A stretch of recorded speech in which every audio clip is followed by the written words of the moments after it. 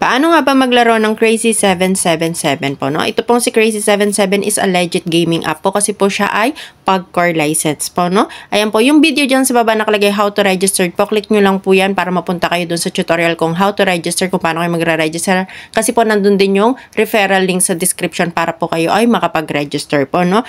Yan nga pala po, si Crazy 77 po is nasa loob po siya ni 1365, no? Si 1365 po is a registered trademark brand and business name Skyline Nexus Corporation Incorporated, regulated and licensed by the Philippine Amusement and Gaming Corporation, PAGCOR. Si 1365 po ay licensed po by PAGCOR po, no? Legit po ito na gaming app.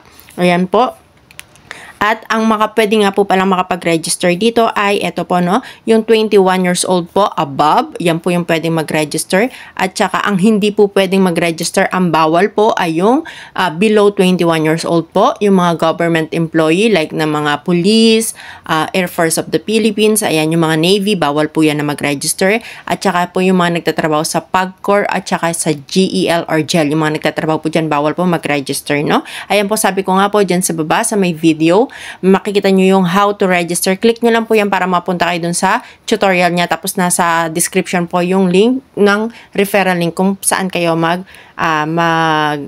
register po, no? Doon po sa playlist naman po natin, marami kayong mapapanood doon. Pwede ka mag-affiliate dito, pwede ka maglaro na gamit lang yung bonus, at pwede ka pong yung bonus pwede i-convert into cash po, no? So sana po may na-help ako.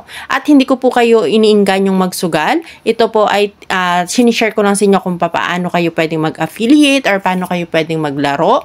Ayan, pwede po kayo maglaro basta ang gamit nyo lang na pera, yung sobra-sobrang pera. Pag pambiling pagkain, wag nyo pong isusugal, no? Ayan po.